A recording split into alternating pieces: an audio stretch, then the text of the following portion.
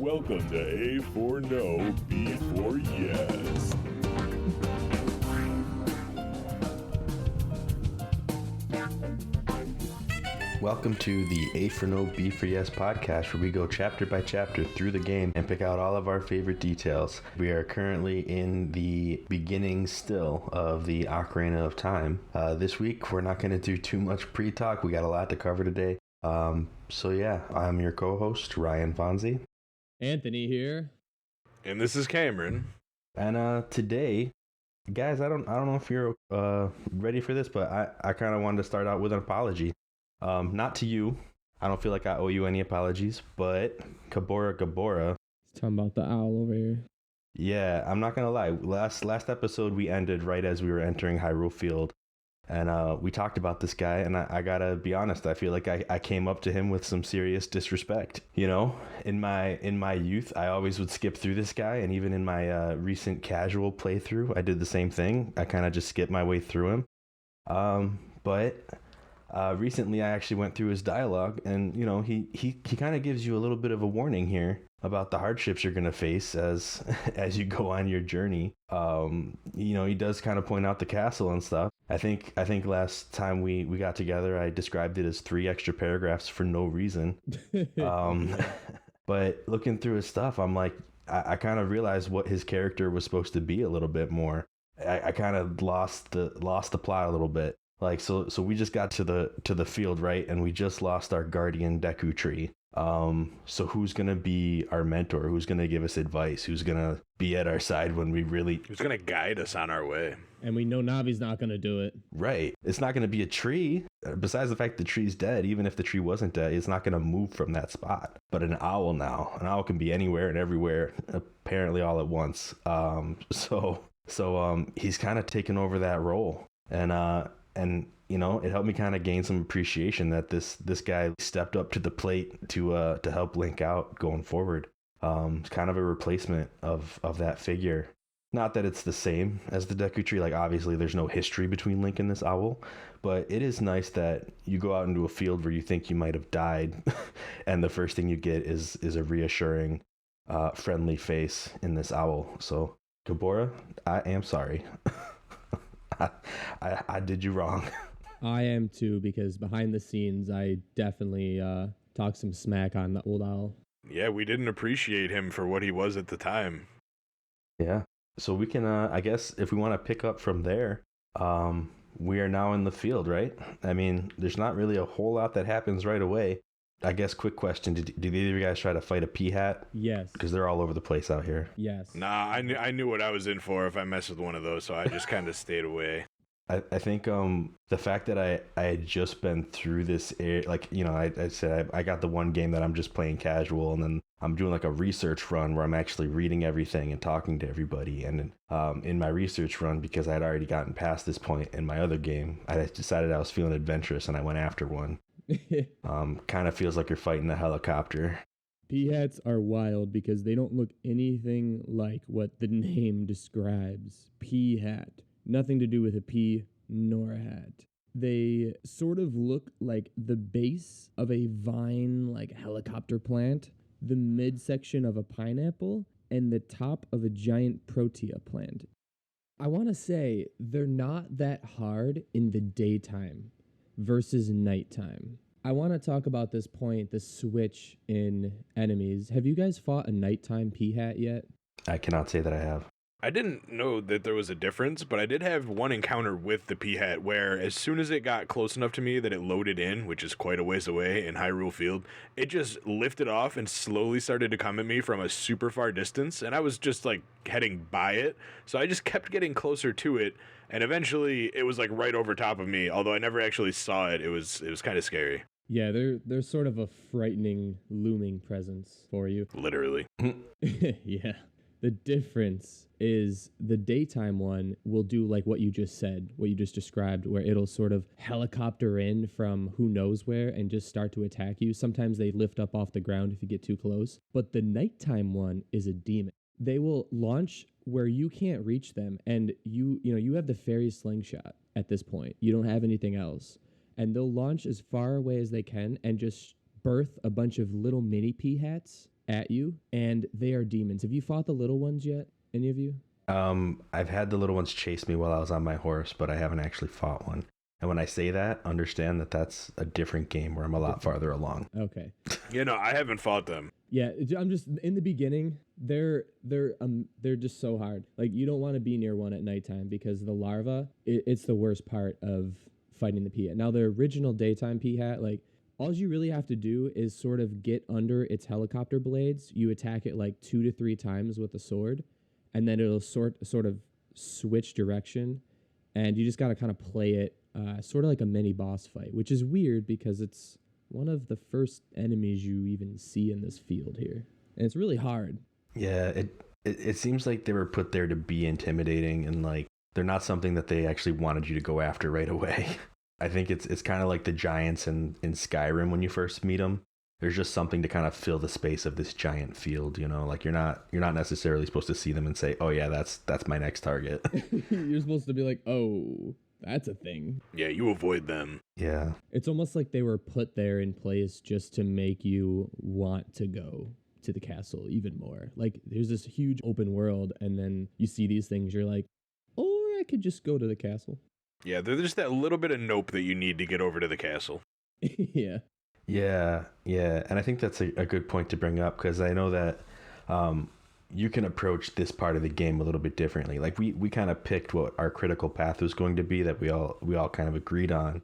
The game is really clear about where you need to go. I feel like it's always pretty intuitive. If you just run straight out of Kokiri Forest, you're pretty much headed right for a path that leads you straight to the castle. So but yeah, I know that there are different things you can do if you're feeling like you don't want to go critical path. I know, Anthony, you said you explored a few of those things. I don't know if you just wanted to briefly touch on the open possibilities of this moment, getting the field at your disposal. Yeah, no, I'll definitely briefly touch on it. I mean, if we're leaving Kokiri Forest, to the right of us, we have the Zora's Domain entrance. Can't really get anywhere there since there's rocks blocking our way at the moment. Go a little bit north of that, we have Kakariko Village. We will touch on that later in the episode. Then we go left, we get Gerudo Valley. There is a couple things to do there, but again, I won't get into it. And Lake Hylia is the next location. There's a little bit more here to do, and a couple secrets and heart containers you can get if you're willing to put in the work. If you go to the entrance of Lake Hylia, there is a sort of gate castle, and if you actually hook over to the right of it, there's a secret ladder, which I never saw in any playthrough. And you can climb that ladder and go right into the lake. There's a few mini games and stuff for you to do over there, but we'll talk about that when the episode comes. Gotcha. That's sort of what I did. I didn't go to the castle for a while. I did everything else possible. I went straight to the castle. But see, that's what you can do. You don't have to pick a path, basically. I mean, eventually you do, but you're kind of free to do what you want. Yeah, they throw you into a giant open field, and they don't limit where you can go in it like a lot of games that come out now sometimes do. They just let you explore. Yeah, I mean, I know that I at least stopped by. There's a big ranch right in the middle of this field as well. There's not a lot you can do there right now if you go there. There's like one NPC that is still there. His name is Ingo. He is kind of dressed partly in green, but I think that's for a whole different reason than our normal red, green, and blue color scheme, because he's not necessarily a courageous person. What he is a bitter person. He is the ranch hand, and regardless of when you go to see him, whether it's day or night, he is up and tending to some horses and cows. And he's complaining that Malon, who actually owns the ranch, went to the castle where you're headed, and hasn't returned yet. So he's just been left to do all the work. So however many days you decide to hang out in the field kind of is how many days Ingo had to deal with the ranch on his own.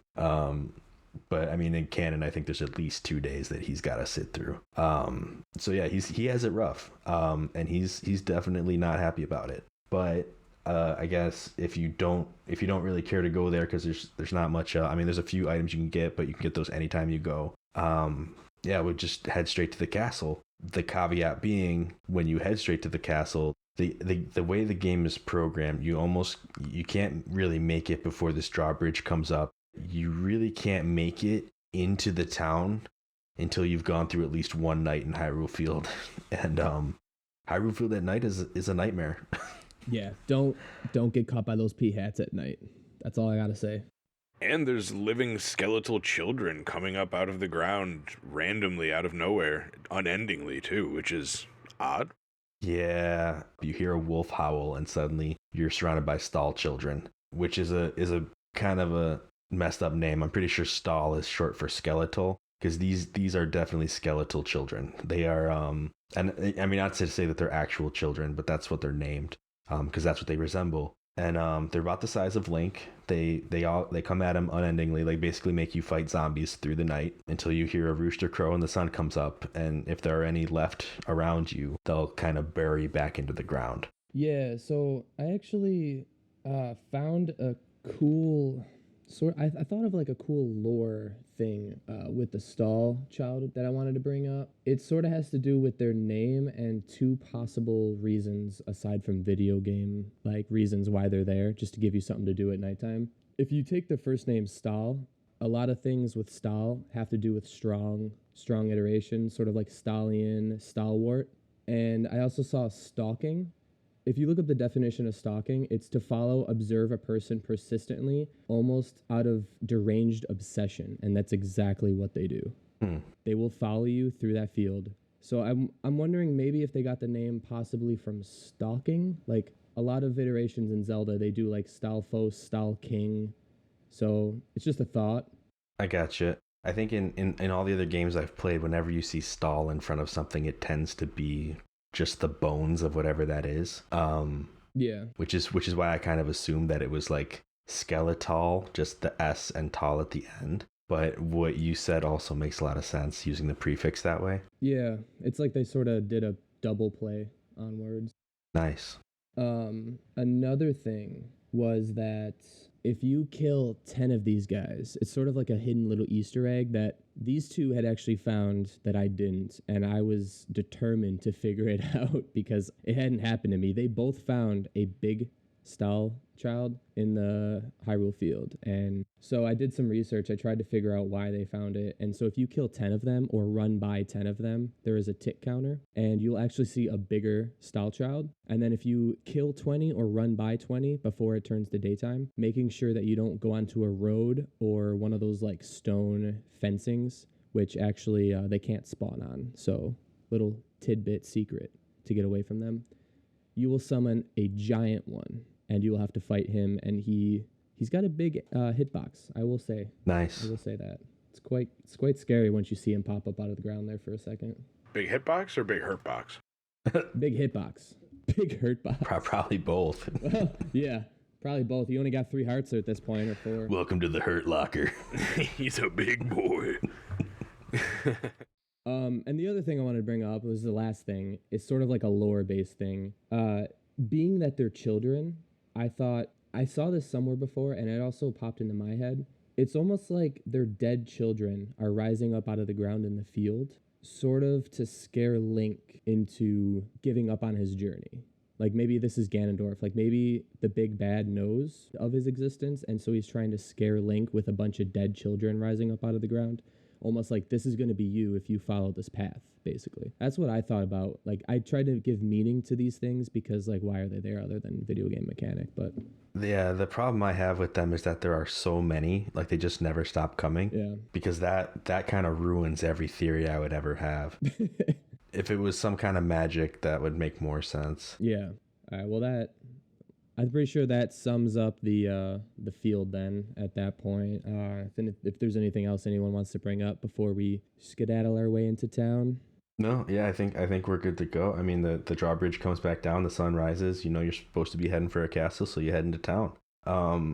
So while day and night actually move in the field, it doesn't in town. Once you're in town, if it's daytime, it stays daytime the whole way. There's a small room right when you get into town. If you go in there, it's just pots for days.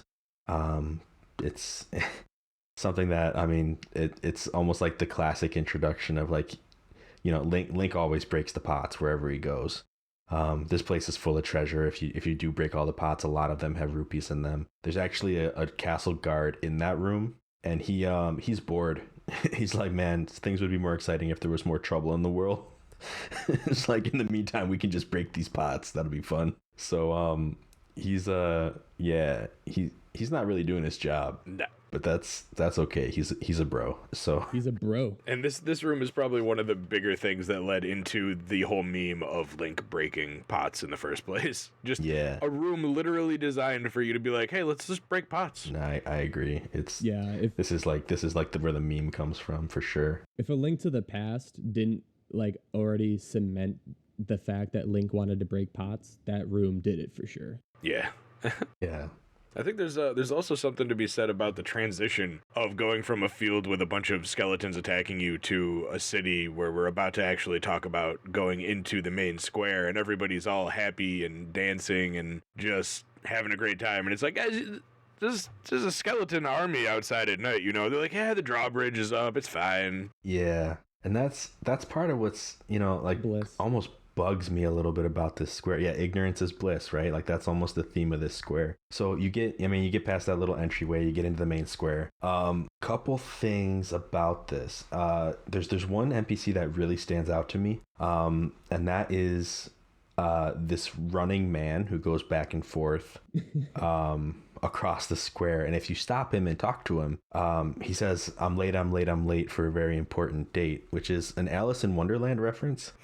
Yeah, right. It's the white rabbit who he's the rabbit. Has his clock and is late for. I'm late. Well, I'm late. There's a couple of things he could be late for. He has the unbirthday party, I think, and he's like the herald for the royal family or something like that. But that's not really.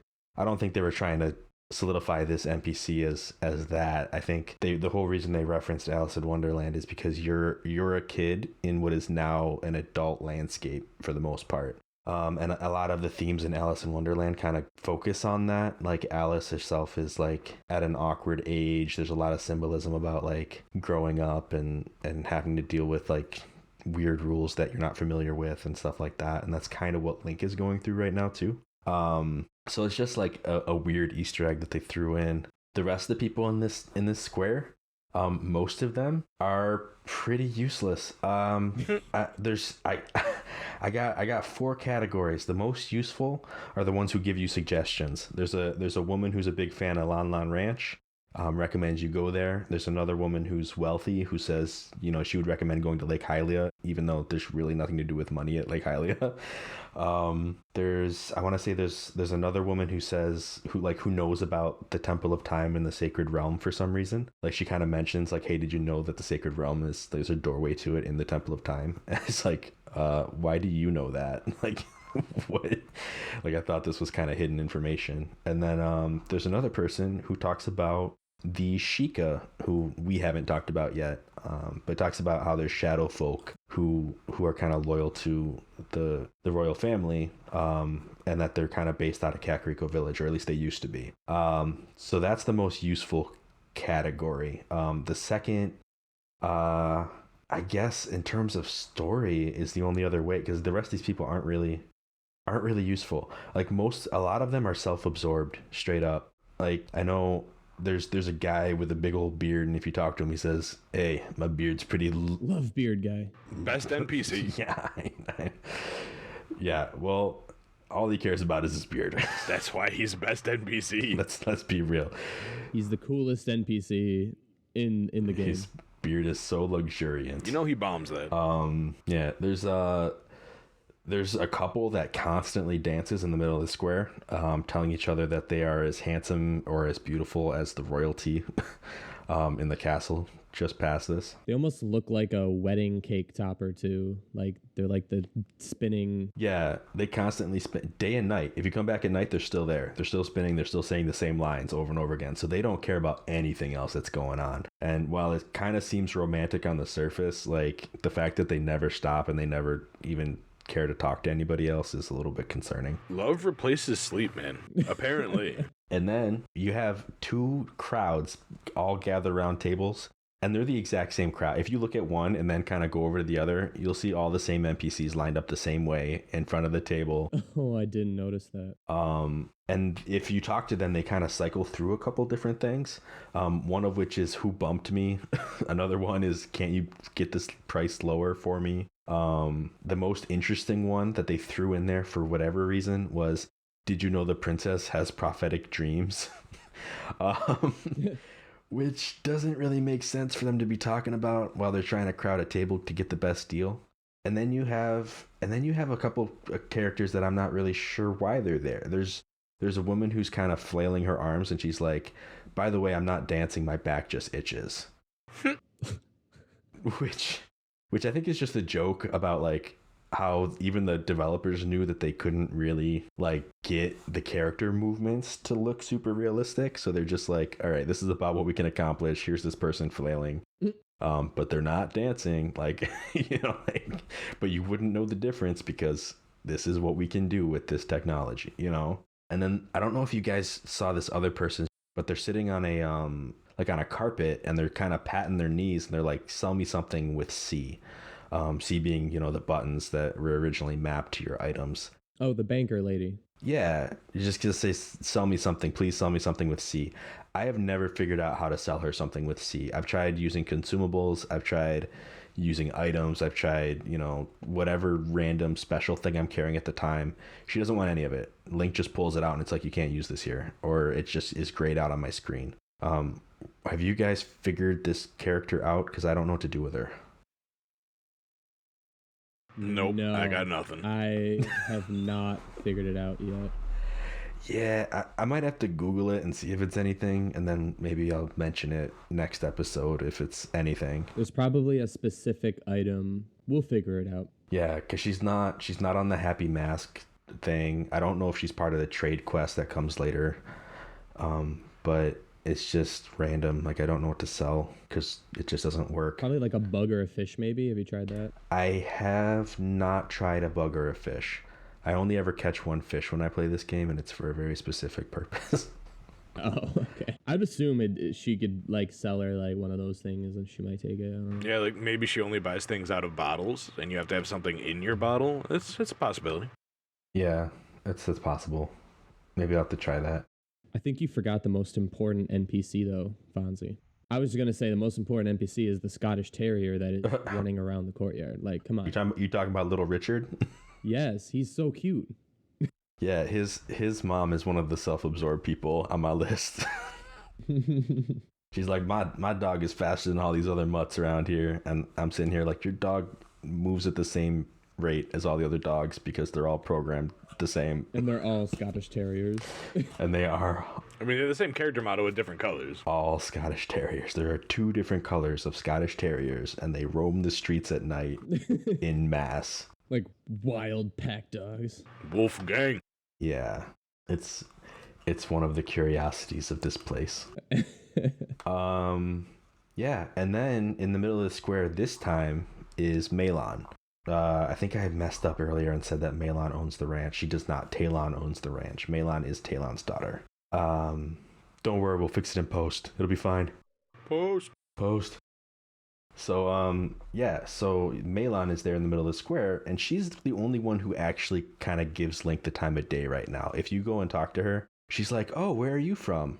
Oh, like with the green garb and everything, like you must be from the forest. Like, that's incredible." Like she basically has a whole conversation with you, and tells you about like how she's waiting for her dad to come back from the castle, and like she's the only person who like treats Link like he's worth more than like bragging about herself or like just kind of talking about what she's got going on. Like, she actually engages with Link on a much more approachable level.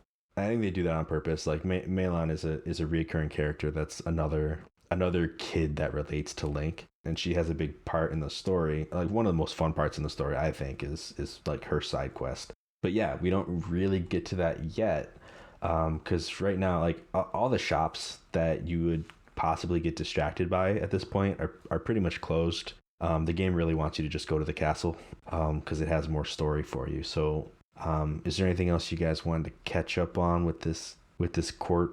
Well, for anyone who's looking for like a sort of upgrade, if you have 80 rupees, you can head to the first building on the right and pick yourself up a beautiful Hylian shield. Link's a baby right now, and he can't pick it up or carry it really, but he kind of cowers like a turtle when you block. So yeah, it's useful in some situations. I did it. He like ducks down Yeah. I just like it, so I bought it. I had 80 rupees, but you don't have to. It's not like a necessity.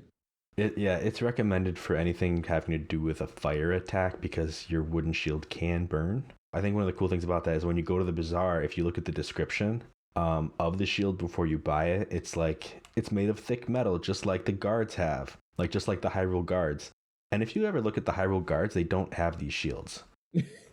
Yeah, right. But obviously they have thick metal armor otherwise, but I think that this guy is just advertising this shield as if it's like a fun thing to have, rather than it's like, oh man, like this shield is military spec, like it's like a decorative piece. Yeah, but it's not something that I think that he expects the purchaser to really use as intended. I think it's more of like a showpiece or something. It's like, get this, it's just like the soldiers. And I don't know, it's just the way that, the fact that it's even being advertised like that kind of stood out to me. I just feel like the people in this town don't really fear anything.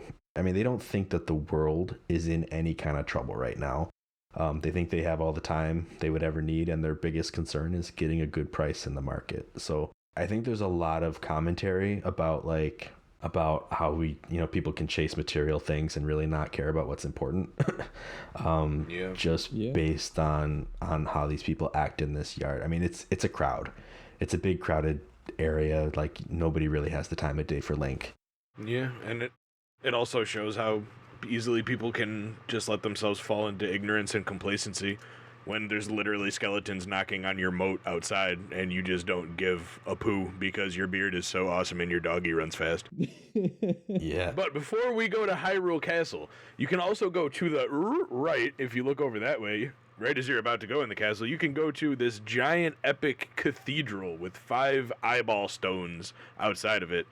And there's awesome music, and it's massive, and there's absolutely nothing you can do in the Temple of Time right now, so you leave. But it's there, and it's got an awesome backdrop when you first see it, and then inside the music is something. It's good to see. I like going there real quick before I go to the castle. Music is nostalgic. Yeah, it is a sight. It's kind of like, for sure. It's kind of like if you ever go to Europe and you just visit one of the cathedrals when there's nothing going on inside the cathedral. It's kind of like that. It's cool to look at. Yeah. Yeah. So we do make our way out to the castle, at least to the castle courtyard. Get out there and the gate's closed. There's a guard out by the gate who says Zelda would never want an audience with you. But also, we run into our friend Gabora again at this scene, and he just kind of gives you the hint that the princess you're looking for is in fact up ahead in this castle, and that you'll probably have to sneak by the guards to get to her. So he doesn't have a ton to share with you here, I don't think, but he does, he comes in, tries to give you some advice, give you a little pep talk, ask you if you want him to repeat himself, because he always does that. He's very considerate, I'll say. Annoyingly so, actually, because he tries to trick you into hearing what he has to say. Are you really sure that you might not maybe kind of want to hear what I said again, yes or no? It does. Yeah, he definitely is trying to play the tricks on you. It's kind of different every time. Like every time you talk to him, I feel like you get a different question at the end. Which is why you got to stay on your toes. Sometimes you do just want to hit A later on. He's like, did you get all that? And it starts on yes, and you're like, whoa, I almost want to go to no. Right. Yeah, it's he's sneaky. But he's always testing to see if you're paying attention, to test if you're actually reading what he has to say. So you if you head back towards the entrance a little bit, because he's up on a tree, but if you head back towards the where you came in, along the wall, like you can climb up on it. You can get all the way pretty much to the castle. I think Malon is out here now. Yeah. And she'll tell you like, hey, my dad went up to the castle. He hasn't come back yet. Probably fell asleep. Here, I'm going to give you this egg, right? I think she might not be there the first time, but as long as you like leave the area forward a little ways and come back, she normally is there. And she'll give you an egg. So night comes, daytime comes, the egg hatches. Meanwhile, you've been sneaking past guards and you run into her dad. I'm just kind of breezing through this because I know last time we got caught up on the Deku Tree forever, and this really isn't. Yeah. Like, this is gameplay that you kind of have to experience for yourself. Hold up, though. Wait, I thought you always had to go through all the guards once before she was at back at the beginning to tell you that, oh, he fell asleep again, here's an egg. Like, don't you have to go through it all once first? And then usually you end up getting caught in. Yeah, I think you go through it all once, because that's what happened to me. Yeah, I thought you did, but I remember there was a time when I made it somewhat out and I got caught and I went back and she was there. And I think the second time, like my other playthrough, when I got to this point, I think after I talked to Gabora and then I went up and talked to a guard, I think she was actually there right then. But I could be wrong about that. I might be misremembering. Huh. So maybe you don't have to go that far. You just have to trigger the scene with Gabora and then get caught. Maybe, yeah. I'm not sure what the triggers are, but you really can't get through until you've talked to her and gotten the egg, and then pretty much spent a whole night out in this field, which is a little like it can be annoying if you can get through everybody pretty quick, because you'll just be standing around a sleeping dude waiting for sunrise. I noticed a secret in the field that I wanted to mention. I don't know if you guys found it. Did you ever walk onto the bridge that you can go up to, or no? You mean over the top of the gate, or? Yeah, and then there's like a hole with a ladder that goes down into it, the gate, yeah. Yeah, so there's an eagle, the Hylian crest. You know, like if you look at the Hylian shield that has the eagle spread wings on it. Okay. There's an eagle, his wings are closed. If you actually hit that eagle with your sword, it'll vibrate and tell you the time. I don't know what the significance of it is, but I just thought it was really weird and it made no sense. It tells you the time. It's a statue? Yeah. It does the same thing as the Sheikah stones or the Gossip stones? Yeah, it does the same thing as the Gossip Stones. I'm wondering if later on you might be able to like do something with it, because it's a Hylian crest on the gate, the top of the gate, and you can smack it. Don't get too far because there is a guard there that can see you. But yeah, I don't know what the significance of it was. I had started to get the impression that the crest, that was like the bird wings, was supposed to be Gabora, just like everybody knows that this owl is out there somewhere. They've seen it a million times and just decided it was now the symbol of Hyrule. Because this owl is huge, and when you go and talk to him in this courtyard, there's a guard like not 20 feet away who doesn't even like bat an eye at the fact that there's this massive owl. So he's got to be well known, right? I mean, he's got to be somebody that the other human characters know about and just don't know can talk, I guess. And as a boy in the forest, you would never know who he is, you know? You don't know his fame or popularity. Yeah, so I don't know what the eagle looks like, but if it looks like an actual eagle, then I guess the crest is an eagle. Later games kind of redefine that crest. Yeah. But I think that's a good point for when we actually talk about a different game. Yeah, so you go and you wake up Malon's dad, and then you get into the castle and you gotta play hide and seek with a bunch of guards. You kind of make your way all the way into the castle garden, I guess you'd call it, where you can meet Princess Zelda for the first time.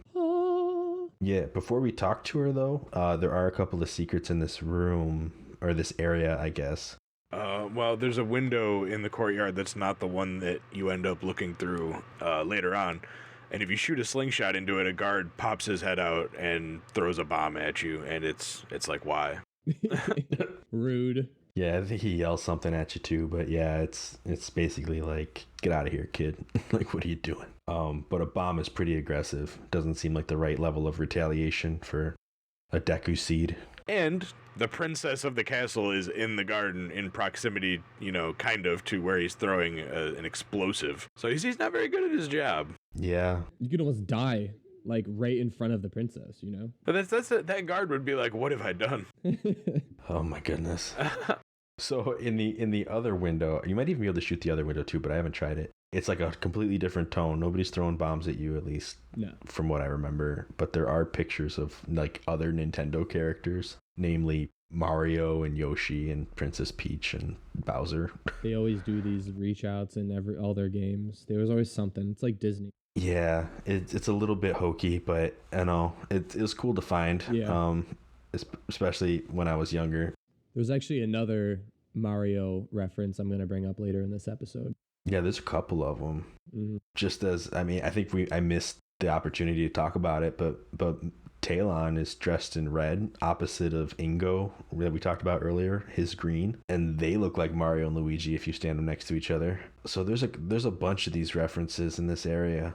But that's not really important. Like, that doesn't mean anything to the game because they're two completely different characters and they're not brothers and what have you. But they did dress them to look the same. Also, Malon has a pin on her shirt that's a Bowser pin. Like, it's literally Bowser's head. So yeah, they went hard with their Mario references. Yeah, they're shouting out the other big game that used the same engine.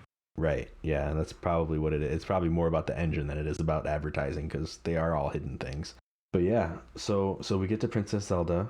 We kind of, I don't think we tap her on the shoulder or anything, but you walk up and she kind of realizes you're there because she was peeking through this window at a royal proceeding of sorts. So she kind of recognizes that you are the boy in green. I think you remember from the town that she has prophetic dreams. So she shares a prophetic dream with Link that she had recently about there being dark storm clouds over Hyrule, when suddenly a light shot out from the forest, parting the clouds and like became a beam, and the beam became like a figure, like a green figure with the Kokiri emerald and a fairy.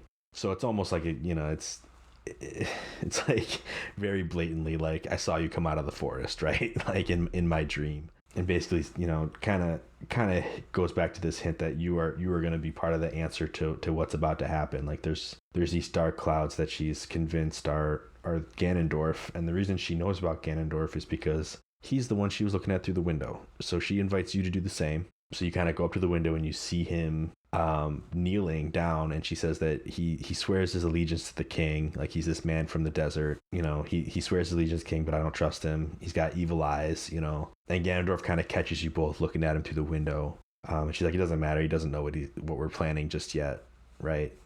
And so she gives you more information about the sacred realm. I think the Ganondorf and King Hyrule bit actually comes at the end, but yeah. So Secret of the Sacred Realm, she goes back and you almost see some of the same imagery that the Deku Tree gave you when he taught you about the goddesses.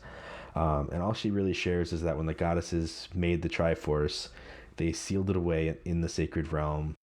If somebody gets a hold of the Triforce, if they have a righteous heart, they'll lead the land into an era of prosperity. And if they touch the Triforce with an evil wish, then the world will be consumed by evil. So yeah, so basically like that wish that Ganondorf is after, we find out would be considered evil and would consume the world by evil, and that's part of why we need to stop him. I mean, he's an evil dude. I mean, that's the thing. I think eventually he gets the nickname the King of Evil. So can't get much more evil than that. Yeah, and when you look through the window, he does look the part. For me, what does it for me with the evil is the piercing gaze he shoots Link when he catches you staring at him through the window. That gaze, it's got so much in it that you don't even need words to show like how much he hates. Yeah, and that's the position that his character model is stuck in. So he's just stuck in evil face all the time. His eyes just look like he's angry all the time. Just looking at you. It's such a I caught you face, like he looks at you like, yeah, I see you guys. Yeah. And I'm coming for you. What you gonna do about it? I think what's really striking here is just all the imagery that we get about these dark cloud, like these storm clouds that are coming over Hyrule, and Link being like this beam of light, right? I mean, this is like biblical imagery going on here. Like this is, when you think of darkness and light in general, like in any story, a lot of it has to do with good and evil. Yes, like light is good, dark is evil. But a lot of it has to do with truth. Like light reveals things, light is truth, light is like... Mm-hmm. One of the things that I failed to mention was that the Deku Tree, when he calls you out as the child of destiny to Navi, he kind of mentions that you are set to lead the world on a path of truth and justice. So it's not just like this power, wisdom, and courage that you're after. Like these are all things that if you have, like they kind of benefit you. You can use them to influence others, whatever, like power, wisdom, and courage, right? Like they're all kind of different character traits. But truth and justice kind of solidifies like you're here to reveal this evil and like extinguish it, basically. Like you're here to bring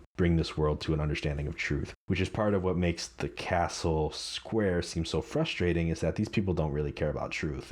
They care about prices. They care about the trappings that they're in, like they're not on a path of truth and justice, really. Like yeah, they're just kind of living their lives trying to be comfortable. And not everybody in Hyrule is like that, which is part of why I want to bring it up now, just so that it kind of sets the first example. Like Link is out on this mission to bring the world to truth and justice, and the first thing he comes across is a city full of people who are pretty ignorant. Like if I was Link, I'd be like, "You're the guys I'm saving?" like really? Yeah, it's definitely going to be a reoccurring theme going forward in a few different fashions. So just kind of keep that idea in your head Yeah. as we go along. So yeah, I mean, I think that, I mean, Zelda talks about getting the sacred stones to open up the Temple of Time. She mentions that the ancient sages built the Temple of Time. So, I mean, after she gives you this spiel, she kind of asks you if you'll help. You say yes. I don't know what happens if you say no. I never tend to say no when I get the option. No, I'm going back home. If you go talk to her again, she'll say, "Don't be afraid of my attendant. Like, she can help you out or whatever." So you turn around and you can see what this attendant is that she's talking about. And it's personally one of my favorite characters in this game. She's one of many very important side characters. So she's a main player, but she's not a main character. I wouldn't say. But this is Impa. And she goes to the gym. She does. She's buff. She's buff. She's fit. She's dressed in what can only be described as like a mix between ninja and warrior outfits, I guess. Like she is the first example of a Sheikah that we get, which is one of those shadow folk that the person in the town told us about. And she introduces herself as such. She mentions that she is an attendant to the royal family, that she has taken care of Zelda pretty much since she was a baby, and teaches you a song that I guess is Zelda's lullaby, because that's what it's titled. She said she would play it for Zelda ever since she was a baby. That's how you know that she's been there that long. So she teaches you this song, and what you end up finding out is that this song is kind of a mark of the royal family. Like, only members of the royal family are actually allowed to learn this song. And so it becomes kind of a key to Hyrule. Like, a lot of places you go, you need to play the song to gain entry, because the song is what signifies that you're part of the royal family and can even have an audience with whoever it is behind the gate, you know? Yeah. So it's very useful. Like, everybody's kind of on this mission, and that's like one of the secret keys that you get, because you're part of this underground league now. So yeah, so she says like, "Hey, I can lead you out of here, by the way. Like, the guards will give you trouble if you try to just go out. So here, let me get you out of the city." So she escorts you out to the front of, like, all the way back out to Hyrule Field, and she points out the next area we're going, which is Kakariko Village. Kakariko Village used to be a Sheikah village. It's not anymore, really. Like, there's no other Sheikah living in the village. I don't know the history of what happened to them, if they're all living in the castle now. Like, Impa lives in the castle now, but she was born and raised in Kakariko Village by the Sheikah tribe. The thing about it is that Impa recently has opened up the village to pretty much anybody in Hyrule who wants to be there.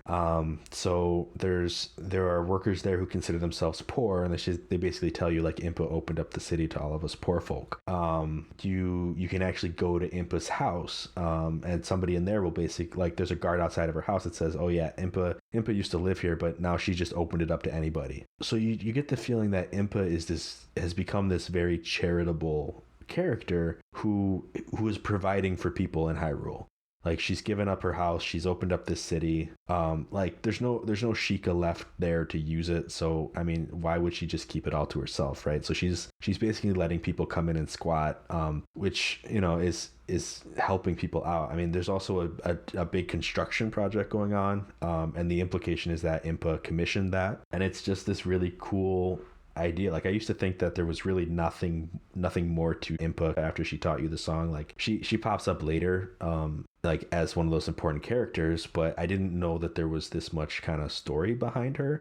Like, I never paid attention to the NPCs enough to understand, like, who she was just in the community. Yeah, I didn't know. But a lot of people in Kakariko Village, like, have great things to say about Impa because she's doing this, because she's opened up this city for people to live in. And I think that's like the first big clue about there being a different way of living than what you see in Hyrule Castle City, right? Like, all those people are kind of self-absorbed. Like, nobody's really being charitable in Castle Town.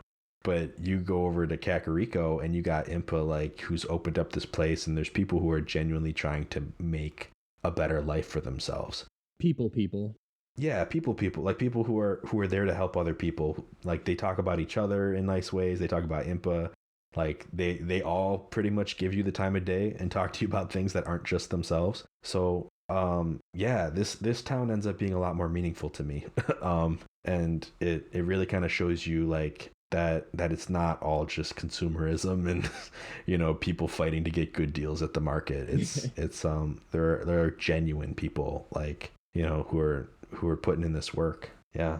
Yeah, people that have their eyes open and understand like the world they live in, and they have to try. Yeah. They have to try to make their lives better and help each other. For sure. So I guess this village is huge. There's a lot to talk about here. Yeah, how are we gonna break this down? Yeah, I mean, I don't know what order we want to go in. Well, we were just talking about Impa like crazy, so why don't we just go on into Impa's house real quick? Yeah, for sure. Yeah.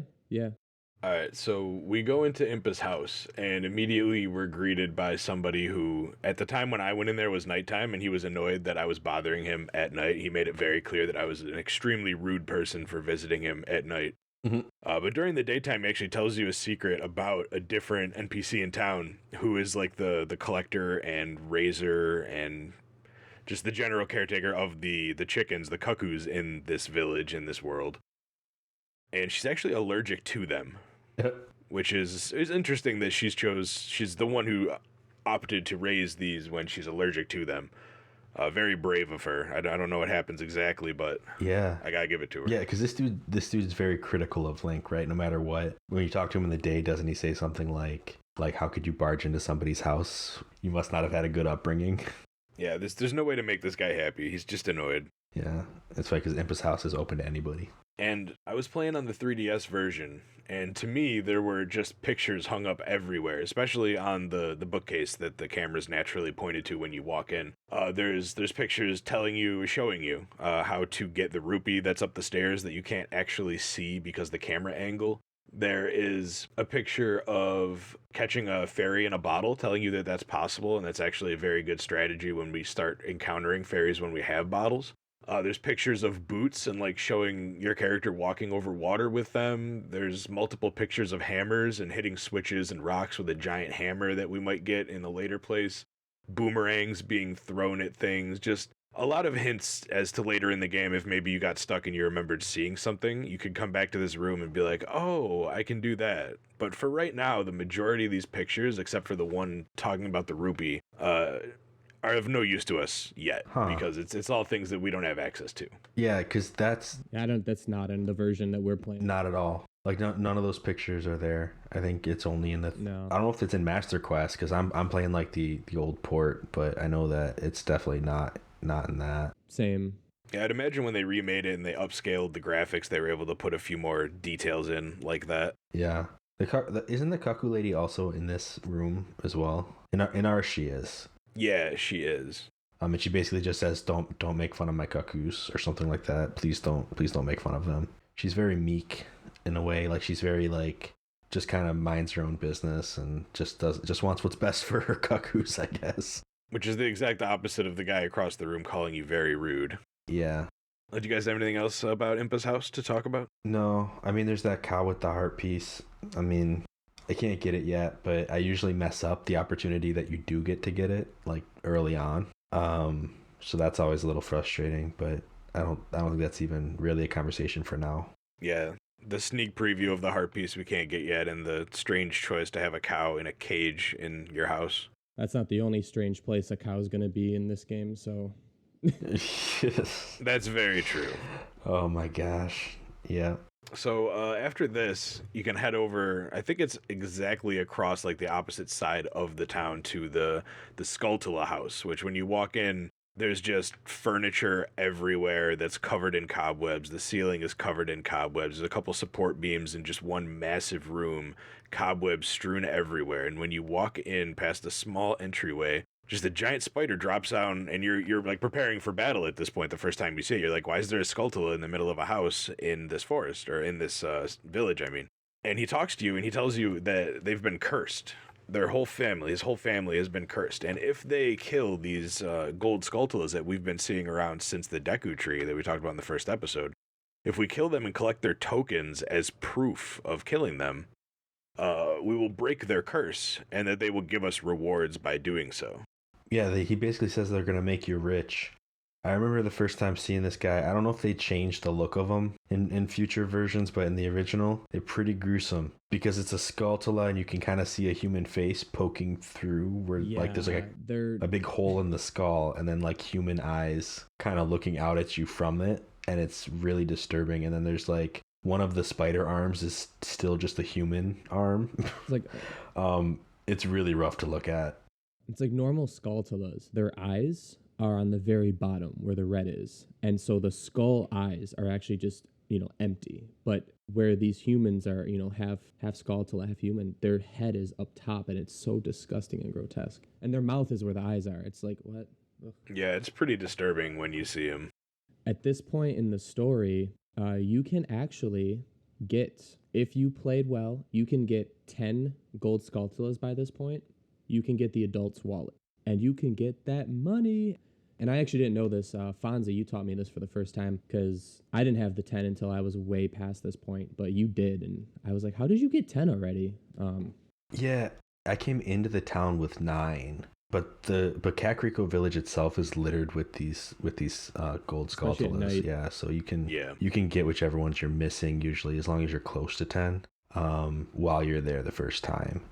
That's not what previous playthroughs have been for me, but being able to kind of do 2, because I do the research run and then the casual run, and doing that, like I just picked up whatever I already knew about, and then as I was kind of digging deeper into things, I just came across the extra few, and yeah, it worked out where I was able to get the adult wallet on my first time visiting the town, so it was cool. Yeah, it's definitely useful in when what's to come with some shops coming out. But another thing I wanted to point out with this man, when the cursed man, when you finally have 10, to free one of the spiders, the cursed man says, have you talked to one of the children yet? You've freed from their curse. And you go talk to him, and he mentions children. And then when you actually see the man as a human, free from the curse, he looks like he's about 20 years old, not a child. Yeah. So it makes you wonder, how long have they been spiders, Yeah, I mean, because they're not children anymore. There's a question of that. I mean, he could call them children just because they're his kids or something.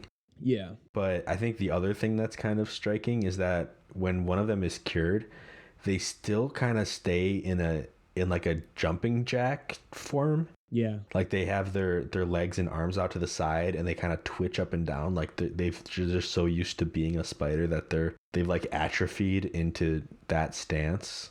Mm-hmm. It's a little bit disturbing still. It's really weird. You think that when you solve the curse that you don't have to like still catch these kinds of like hints that, hey, this is still a Spider-Man in some ways. He'll forever be a Spider-Man. Yeah, it's rough. The spiders become part of him. The whole building is rough. And something I read up about this too is that again in the 3D version they put different things in the building. Like for you and me, Anthony, like this is like a warehouse of nothing. It's just board walls and pretty empty. There's like a box up front and that's pretty much it. But I guess in the 3DS they put up like portraits of spiders, I guess. I don't know if the portraits change when the people change or what. And there's like a Sheikah labeled book somewhere on a table or something like that. But again, I just read it. Yeah, and there's that table, and there's also a couch. Yeah. There's furnishings in the building, in the 3DS version. It's probably just limited due to the N64's memory capacity. It makes more sense, because from what you understand, they're going to make you rich, which means that they had to have been rich. And they would have a couch and portraits and things, but in ours, it's like they live in a barn. Yeah. The curse took their furniture. And as you progress through the game and get these skulltulas, you can come back here and break the curse on all of the different people in the house. And as you do that, we already mentioned the adult wallet at 10, which gets you a capacity of 200. But at 20, you get an item called the Stone of Agony, or on my game, it's called the Shard of Agony. And what that does is it will give a notification either in-game or through vibrating your controller when there's a secret or something hidden that you normally wouldn't actually know is there unless you're just experimenting with bombs or whatever it is you need to actually unlock that area. It kind of gives you a tip-off that there's something nearby to stop and kind of investigate.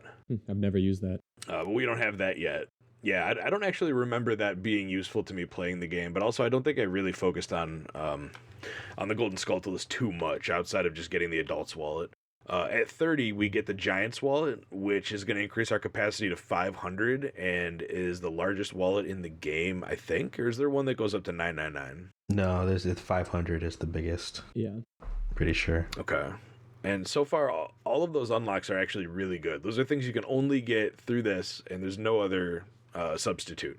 What you get at 40, though, is some bomb chews. And I feel like that's really a letdown for, the build up. You keep getting something better and better. You get to carry more money. You get this awesome thing that shows you where secrets are, kind of, or at least tips you off in their general area. Then you just get some bomb chews. And bomb chews are just terrible. The thing about Bomba Chews, and I mean, there's Bomba Chew bowling. There's a mini game, right? But the Bomba Chews are provided for that. But the thing about Bomba Chews is that they're not used, like you don't need them, and they're usually pretty terrible to use until you get to one part in the game where you actually need to use them.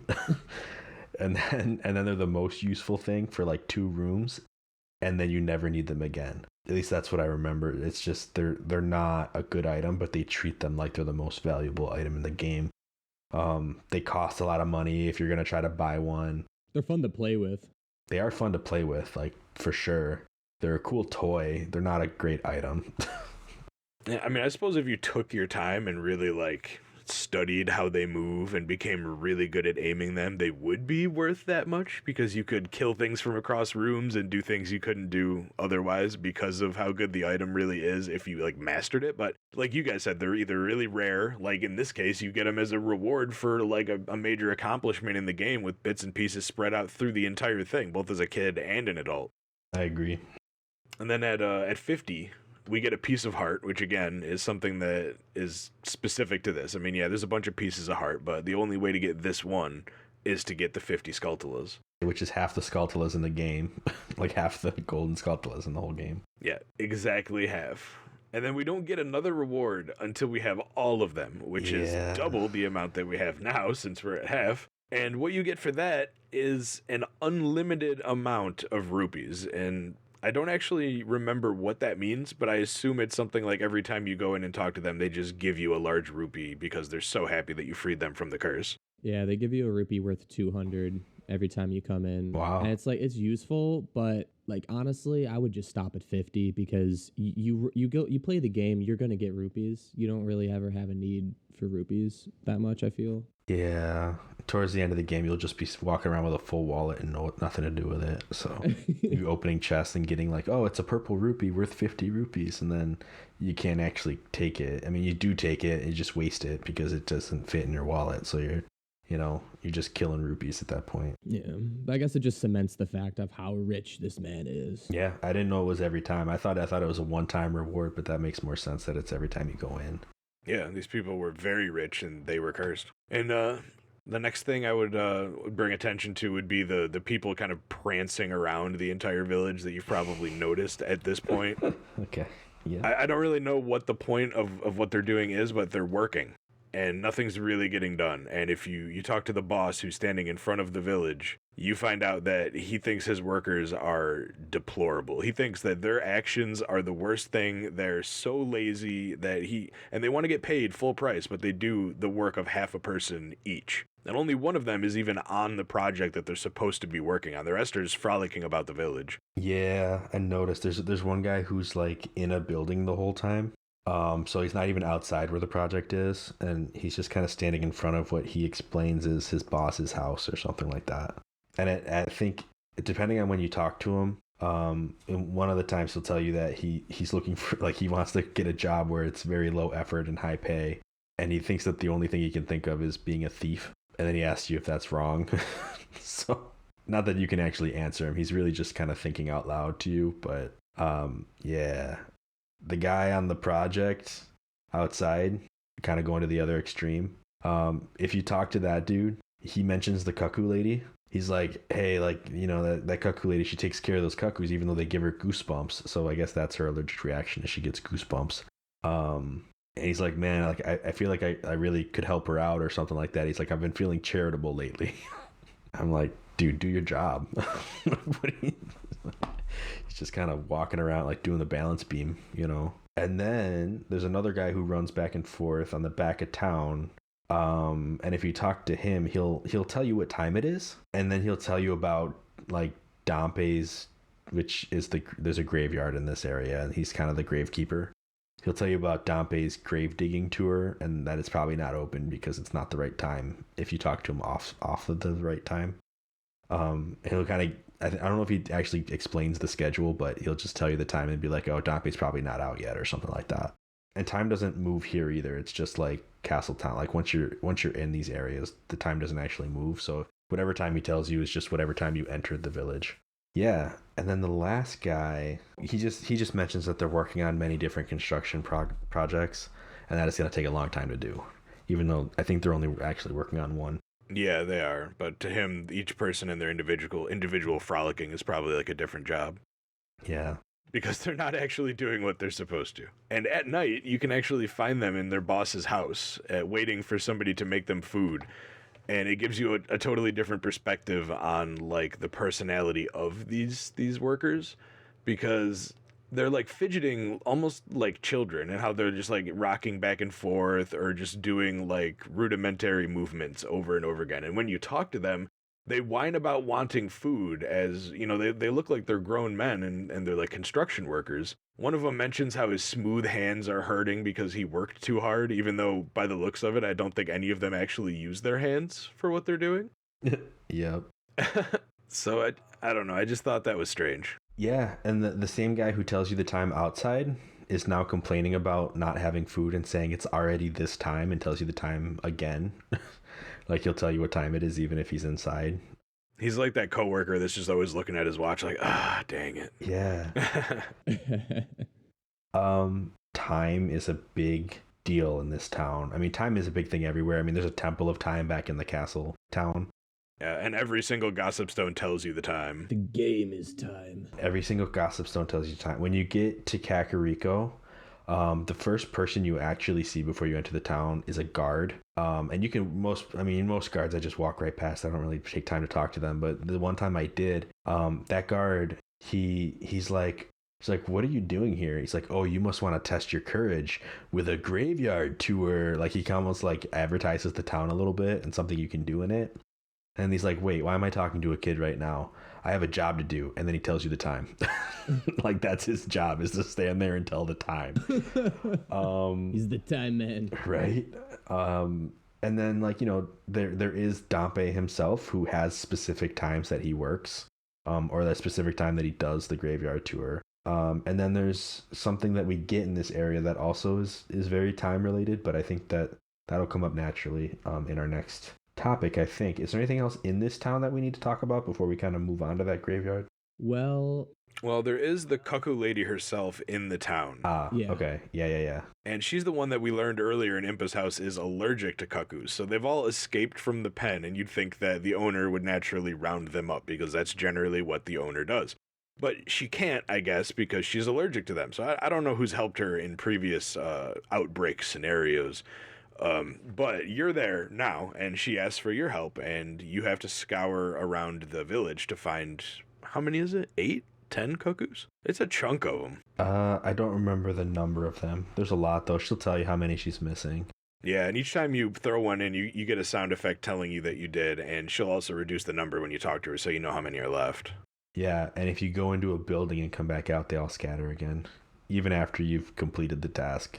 So these cuckoos don't stay put. And every time, I completed the challenge. You get a bottle from the challenge, which I'll bring up.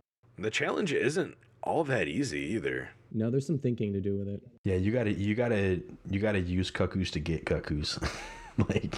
Yeah. One of the major keys you gotta know is that cuckoos, if you're holding them and you jump off a ledge, you glide, which is ridiculous. But I mean, it's kind of funny and it's a fun mechanic. You know, it's a very whimsical, childlike idea, I think, and it works really well. Yeah, it's a very fun thing. You also have to know that when you throw them, they kind of jump in place for 4 to 5 seconds, because that's very necessary for what you have to do to get all of them. Yeah, I don't remember having to worry about that too much, but maybe I just solved it a different way.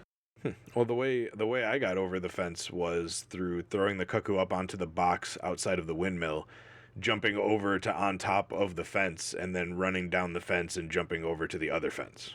Oh, yeah. I think you can actually make that jump if you just run off the corner, or at least you can in the one that I was playing. I don't know if they changed it in the 3D, made it harder, but Maybe I've just always made it harder than myself. it's possible. But yeah, do we want to talk about that windmill too? By the way, since I think we covered the cuckoo lady pretty well. Yeah, you can go in the windmill and you can see a giant spinning mechanism which is turning the windmill, and there's a guy standing there who's playing an instrument, and he's just really loving life. He's having a great time. Yeah, it tells you that he likes things that go around and round, which is foreshadowing for his awful fate that we'll talk about another What? day. What? But yeah, it's clearly a windmill, but when you walk in, it puts up a question mark as the title of this building, which is a little bit odd. Like, I don't think there was a reason for that. I don't think the grand reveal that this is a windmill is anything. It's weird that they give you a question mark the first time you come in. I think it's more just to kind of say, like, what is this? Like, what is happening in here? Why is this guy playing this music? Like, it just tries to make it a little bit more mysterious for the player, even though it's really not. Like, you're outside, you look at it, you're like, oh, it's a windmill, let's see what's inside. You go inside and it's like, what is this place? I'm like, it's a windmill. I already know this. But yeah, no, it's cool. It doesn't do much yet for you, but we will revisit this place some other time. And so over on the other side of that fence that you jump to, there's a building with a sign telling you that the owner of the potion shop is out collecting mushrooms for a potion. And if you go down those stairs, there's a ladder that goes up to a building where you learn an interesting tidbit that the person who sits out in front of the village at night is the son of the foreman, or the main head of the workers. And if you wait until nighttime falls and you talk to him, he's like an extremely pessimistic person. Like, he hates humanity. He says that his parents, his father, his mother are disgusting. All people are disgusting. You must be disgusting. He's just, I don't know. He's kind of a mess. And if you talk to the owner, the foreman, at the right time, he'll talk about how he thinks not only his workers but his own son is pathetic. And I think that's kind of sad that he's got such a disconnect with his son for a reason that we don't know yet. Yeah. I don't know if there's a lot of reasons that they give you, other than, like, when you look at their personalities, you can kind of see how the foreman is overbearing and, like, as critical as he is. I mean, he's not really helping out with the work, but he's so angry that his workers are as bad as they are. I imagine his son didn't get treated very differently, and his son's probably just got super sick of it over time. But that's like my own story building. That's not really stated either. He just thinks everybody's disgusting. Yeah, so it's just a weird little secret you get told by a guy behind a door that doesn't let you into the house. So yeah, there's a lot of sad stuff happening there. Yeah. Too. I agree. And I think that's probably about it for the village that I have. So, are we going to be moving on to the graveyard now? That would be the next place. Yeah. All right. So, enter the graveyard. We see this place. There's 21 graves. Okay. There, depending on which time of the day we get there, there's either, I counted because I pushed each one of them, all right? Okay. Depending on the time of the day we get there, at night or in the daytime. At night, there will be an old man walking around, and he is the gravekeeper named Dampe. And there's not really much to do with him yet, aside from his heart-pounding grave-digging tour. And Which, what was it? if I may say, only occurs for 3 hours of the day. So you need to show up in the village at the right time for him to actually be out there. You need that guard to tell you the time. Because if you don't catch him, at the right time, he won't be there. Like, he spends most of the night in his shack. He only spends 3 hours, like, of game time, which is not long at all. It's probably like a 15-second difference or something like that. Actually out there. So you just got to enter the town at the right time to get this graveyard tour. I don't want to skip ahead yet, but there's something that happened to me later at the very end of the graveyard, which was very odd, and I don't think it can happen unless time moved forward for some reason while I was in the graveyard. Yeah, let's visit that. Yeah, I didn't think it was supposed to, but maybe. Well, all right, we'll talk about that when we get to it. Basically, if you do his heart-pounding grave-digging tour, you can win a rupees or a piece of heart. So it's just a little fun game. If you come in the daytime, there is a little child walking around. I don't actually remember if he had a name, and he doesn't really do anything other than tell you, hey, don't push that grave or do anything like that. You know, Dampe will get mad or something. He pretends to be Dompe. Yeah, he's Dompe's biggest fan for sure. That kid, like one of the houses that we didn't really talk about in the village is where that kid lives. And if you go there during the day, this person won't open the door and they're like, if you're looking for my son, he's probably at the graveyard. Oh. And then if you talk to him at night, he's like, my son is sleeping right now. So either way, you never get to enter the building. It's just somebody at the door telling you the status of the kid. Ah, I didn't catch that.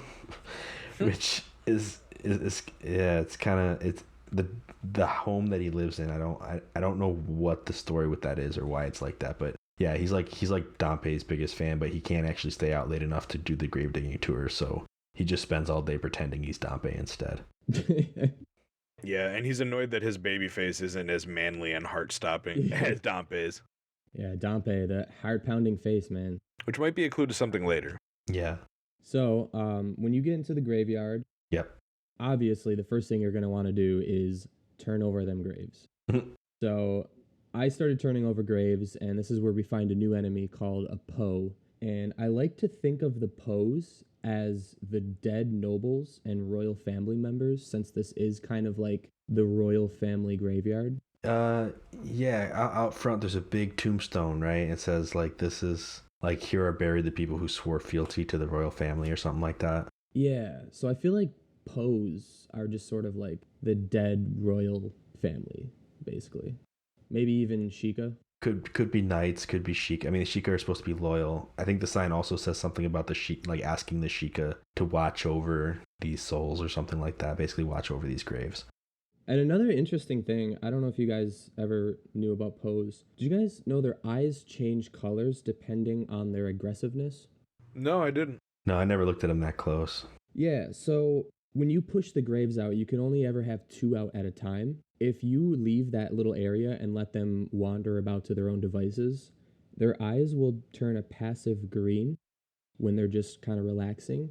If they notice you, their eyes will start to get yellow, which means they're agitated. And then once they see you and they start doing the attack where they like swirl their lantern at you, their eyes will be red. And depending on when you kill them is how their soul color will be. For right now, the color I think is just purple in the graveyard. But later on in the game, their soul color does change depending on how you kill them, in which aggressiveness state. Huh. When you kill them, their soul drops on the ground. And if you have the bottle from the chicken lady or the cuckoo lady, you can actually capture one. You can't really do much with it right now. Maybe that's where you give it to the seller banker lady in the town. Maybe she'll take it. But for right now, you can't really do anything with a dead Poe.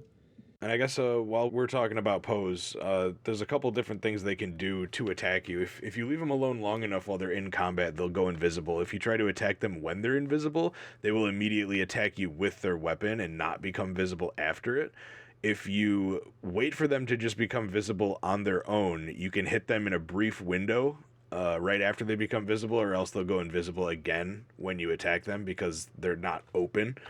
And if you wait for them to attack you and either dodge it or block it, you can always get a strike in, which they immediately go invisible afterwards. So there's a pretty simple like move set and way that they react to what you do.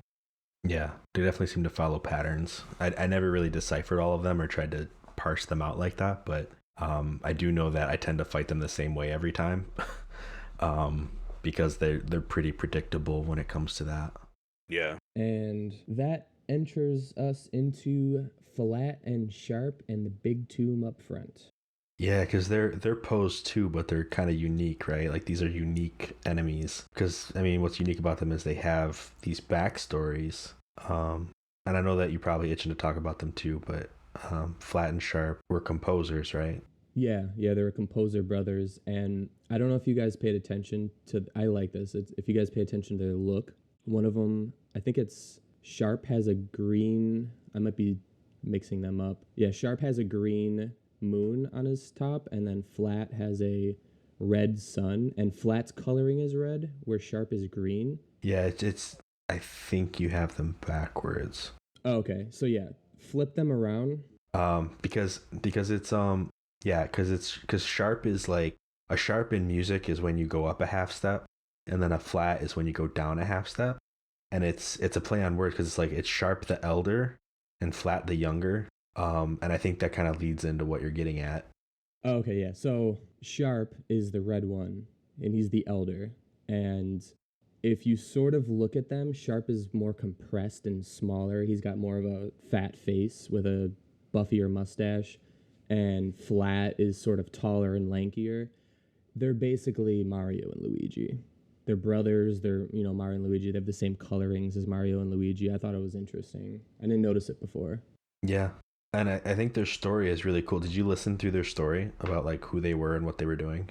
Yeah, wasn't it that they wanted to create a song to just basically, change the actual day-night cycle? Like they were trying to do that and research it? Yeah, so they were doing research, like it was some kind of big research project about trying to control time with music from ocarinas specifically, which is kind of funny because that's the only instrument you get in the game. Yeah.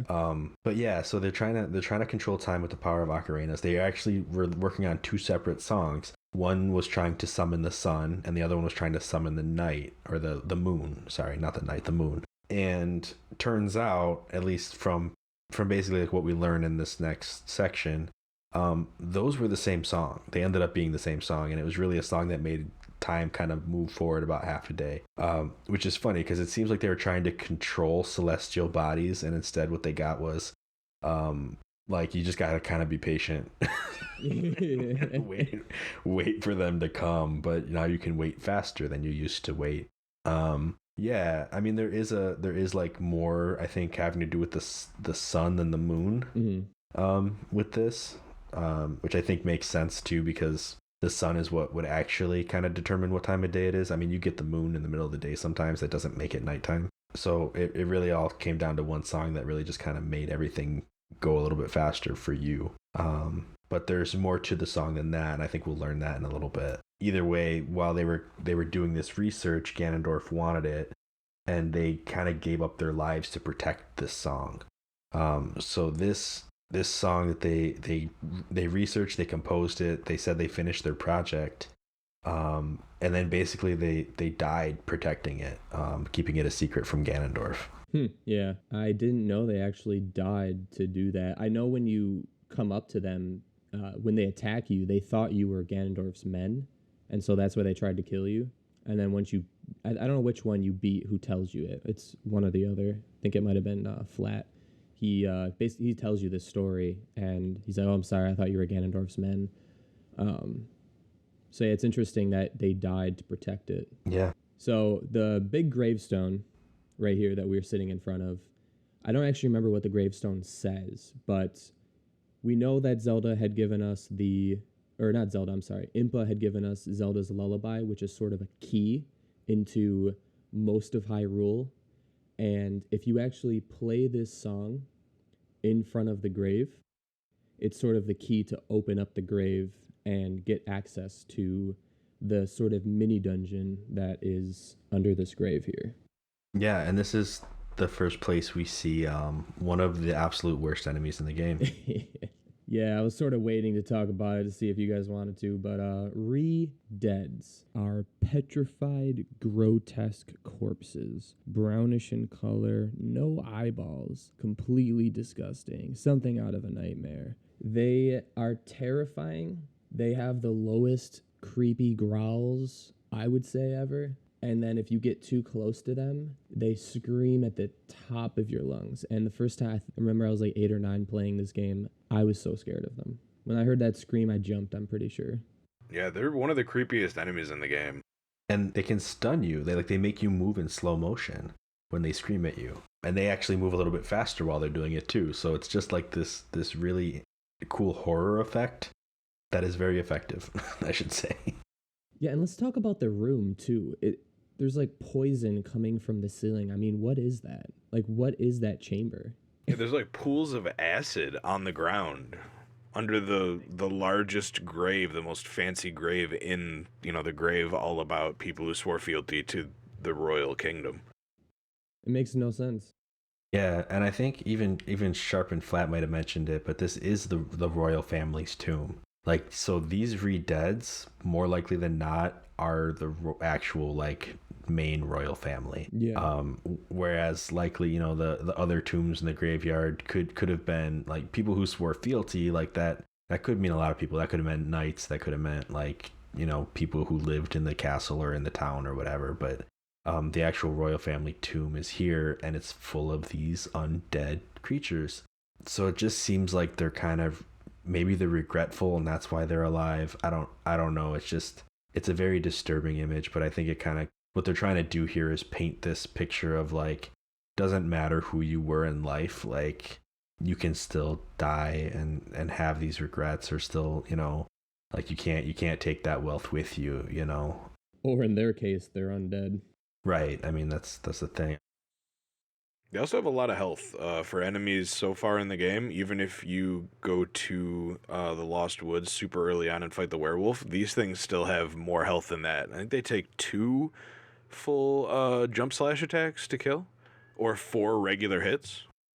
Yeah, I wouldn't recommend fighting them. If you could hug the wall and avoid them, or fight them if you want, but They are a very strong enemy. Yeah, there's only a few of them in the game that you either have to fight or it's in your best interest to fight. Like most of them, you're better off just running past. I did read up on this. They're supposed to be they're blind.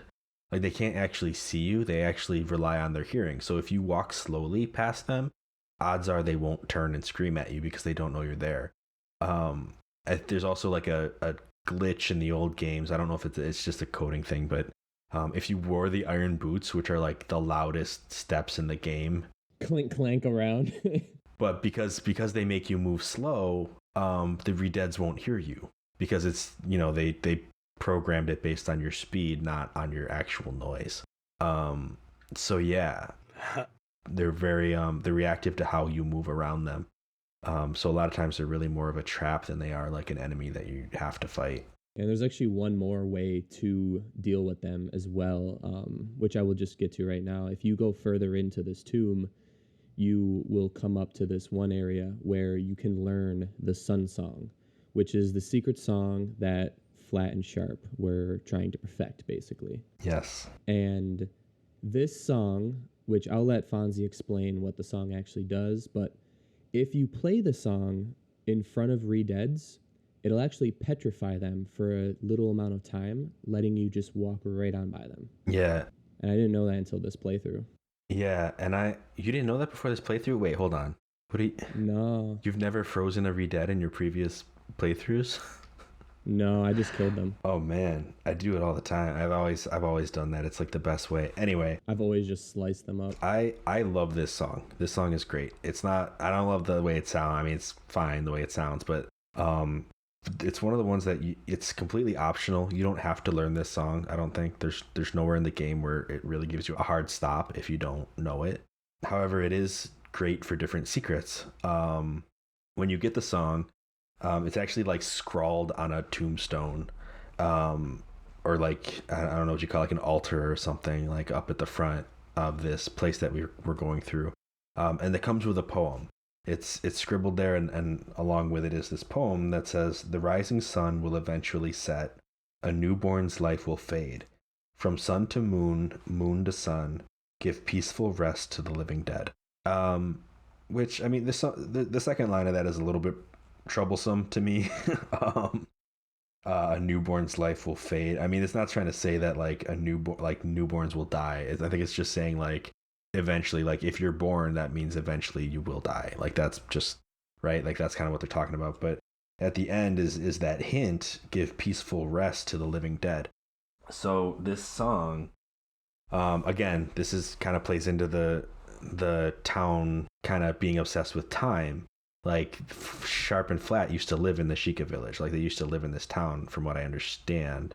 At least they were part of the group that swore fealty to the royal family anyway. And you know, they were obsessed with this controlling the time. They actually made a song that will do it. You find it alongside this poem that's all about time passing. And at the end of the poem, it says, "Give peaceful rest to the living dead."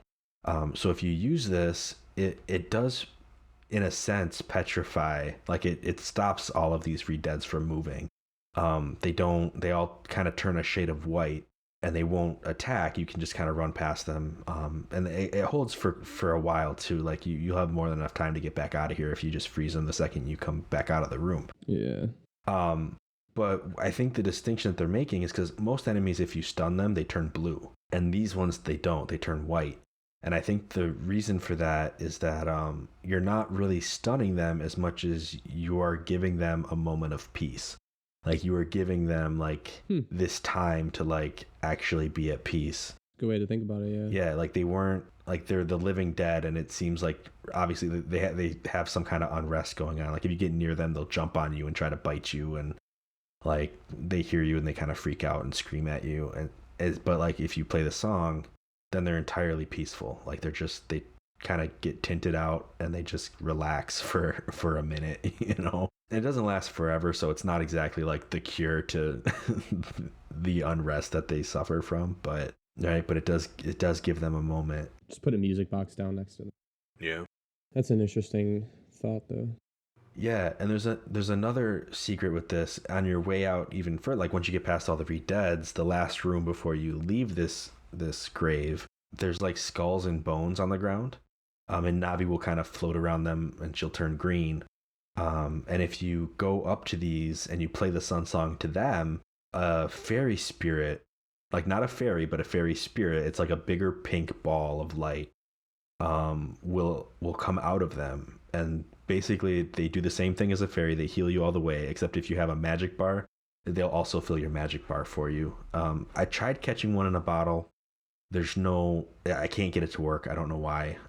I looked it up.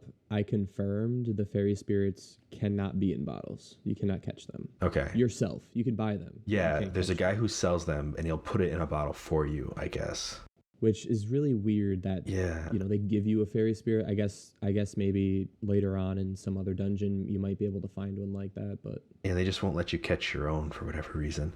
And the last thing about this song, well, two more things I should say. A lot of times it's a trigger for a treasure chest. Like there's another grave you can go down into with another re-dead, and if you freeze it, a lot of times like the whole reason they put the re-dead there was just kind of bait you into playing this song. It makes a treasure chest appear. If you go down into that, which is just a very small room and like a cryptic background with a bunch of symbols that you can't decipher, if you kill the re-dead just naturally, nothing really happens. But if you play the sun song before you kill it, you end up getting a chest to spawn, and there's a heart piece in the chest. And then the other thing that it can do is if you play the song to a gossip stone, it'll also give you a fairy spirit. So I don't know if that's supposed to imply something about gossip stones being like tombstones of a kind or something, or it's just I think it's just a secret that they put in the game. Could be Sheikah stones. Yeah, Sheikah tombstones. It could be. Yeah, they do have the Sheikah symbol on them. They do.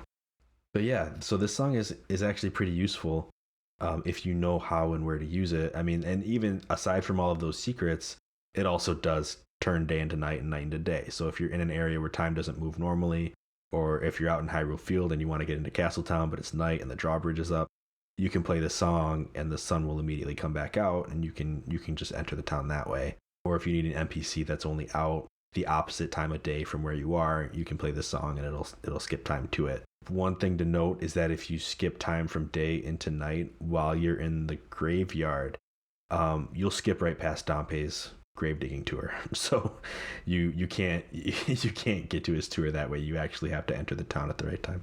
So what happened to me that makes me wonder whether time actually moves in the graveyard or not is after I exited that tomb, after getting the sun song. It was originally day when I was in the graveyard. You play the song in the cutscene where you get it, and it turned it to nighttime. When I came out, I was attacked by one of the ghosts. I don't remember which one it was. But after I beat him, I went over to the other grave where you're supposed to fight the other ghost. And I clicked on it, and it read out what the grave said, but the ghost didn't spawn. And after that, the child started walking through the graveyard at the very beginning of his pathing. So when I left the grave, it was definitely nighttime, and I fought one of the Poes. But by the time I defeated that Poe and went over to the other grave, it was somehow no longer nighttime. and the child had begun his rounds through. Something there might be off where the time changed from the Sun Song, but I definitely fought one of the Poe composers and then immediately wasn't allowed to fight the next, and it had just reached morning while I was in the graveyard, which I thought was very weird. Huh. Yeah, I don't know if that might have been a bug or something, but it was very strange that one attacked me and the other one wouldn't spawn. Yeah, it doesn't make sense. I don't know if they don't spawn during the day or not either. The one that's to the right of the grave, if you're looking at it, the one that explodes and lets you go down to get the Sun Song, is the one that just didn't spawn for me. I feel like every time, every episode, you're just finding a way to break the game in a different way. Like last episode where you had Saria not spawn because you went to the Lost Woods, and now this happened. Yeah. Yeah, you need to keep it under control, Cam. I don't know what you're doing. And the funny thing is, I'm not usually the one that just ends up breaking games, but this time I guess I am. Just continue breaking it. All right, so does that sum up everything in the graveyard everyone wanted to talk about? Yeah. So yeah, I mean, I think the last thing that I just want to say about this is that I think that there's something very down to earth about this town, right? Like we talked about the difference between Castle Town and Kakariko Village. Man, I gotta figure out what Castle Town is actually named. I'm pretty sure it's called Hyrule Castle Town. Yeah, I don't think there's a name. But there's a pretty stark difference, and I think that a big part of that is this graveyard. Like I think the fact that they live next to a graveyard, they live at the foot of Death Mountain. They're very familiar with the passing of time and like how precious life is, and that's part of why they are more charitable. It's part of why, like, you know, this is Impa's village where she's like just kind of giving all she can to the people of Hyrule. You have a construction worker who, you know, is feeling charitable and wants to help out this cuckoo lady. And at the same time, like you have this level of humility present that's like not seen in Hyrule Castle Town. Like they kind of feel like they have, you know, like over in Castle Town, they feel like they have all the time in the world to do whatever. They're complacent. We talked about that. Like, but here they're like, oh man, like, no, time is always moving and we need to make the most of this life, you know? Yeah, so I really get the impression that they're, because of this, like this realness that they have, like this understanding of life and death, like you almost see people being more vulnerable and more being themselves too. Like the things that happen in this town are very honest. They're very real. Like sometimes the lady who has to take care of the cuckoos is the same one who's actually allergic to the cuckoos, but she has to do it. Like that's her job. Like that's her life's work, you know, like she kind of bears through it. Yeah.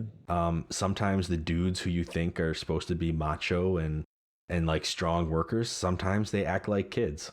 I know that's true sometimes. Like I've seen that happen in real life. Like grown men acting like children. Like that's pretty normal actually when you think about it. It's sort of like the real life comparison to a city and a village. You know, the city coffee shop has so much foot traffic you can't really get to know anybody, but then you go to the village coffee shop where, you know, the lady working knows everybody and is friendly with everyone, and, you know, exchanges life stories, and it's just more meaningful, more emotional. So it's like the real life comparison almost of that. Yeah, and it's cool. I mean, I think that it shows some of the sadder sides of these things too. Like, you know, like it really shows the truth of this family that's like broken apart. Like the construction worker does not have a good relationship with his son, you know, like it's really like sad and upsetting. And like, you know, you hear the story of Sharp and Flat and all this other stuff that happens in this town, and later we'll learn about the windmill guy and kind of what he goes through. But I feel like that level of truth, that level of honesty is always present in Kakariko Village. You never go there and you feel like you're, you know, like you're wasting anybody's time, or you don't feel like they're in this place of complacency where they just don't think about things. Like you really get the impression that they keep it real. So yeah, like I really appreciate this town for that reason. I think that in terms of like Link having to kind of lead the world on a path of truth and justice, like this is why Impa is one of my favorite characters, is because like she is kind of setting an example for him in that area. She's like, no, here's this town, like here's the town that I'm trying to build back up right now, and this is what a path of truth and justice looks like. This is what these people are are out here trying to accomplish. Like they're trying to make this the most of what they can with this town. And there's a lot of people with a lot of problems here, but they're making it work. So yeah, I mean that's kind of my take on Kakariko overall. Humbling. Yeah. It's a very real place where people understand like what's going on and the hardships of what they have to go through to keep going and not just getting lost in I don't know, the vanity of it, kind of like the people in the town are in comparison. Yeah. For sure. All right, so you guys want to add anything else to Kakariko? Any feelings that you guys have for Kakariko Village? No, I mean, I think that, one of the things that, we came here on a mission. We actually got a letter from Zelda. I don't think we mentioned that before. Oh, no, we didn't. But it's a letter that grants access to Death Mountain. So yeah, so we take this letter and we go up to the gate to Death Mountain because you can't get through without it. And you show it to this guard, and the guard looks at it. He kind of reads it. Zelda wrote, "Please allow Link to pass. He's on a mission to save Hyrule."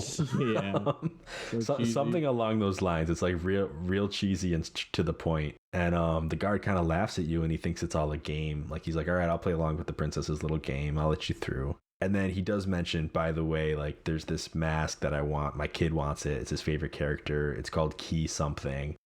Maybe you can check out the mask shop that just opened. Mm-hmm. But I think that's a good talk for another time. In the meantime, I think we can kind of move on towards our goal. Maybe next episode we'll dip into some of that other stuff. Yeah, that sounds good to me. All right, guys. And again, make sure that you are following up with our social medias and Fonz, Cam. So yeah, if you're looking to reach out to us, you can email us at A4NB4Y@gmail.com. That is the letter A, number 4, no, the letter B, number 4, yes, @gmail.com. We're also on Instagram, Twitter, Facebook, all with the same kind of spelling there. So yeah, definitely send us a message with your own thoughts on the game for these chapters. Or wherever we happen to be in our own playthrough. We'll gladly read anything even from the past and kind of pick out some good tidbits and things to share. Yeah, definitely want to hear from you. So hit us up. Yeah, and I guess that's just about gonna wrap it up for the second episode of A for No, B for Yes. Thanks for joining us, guys. Did you get all that?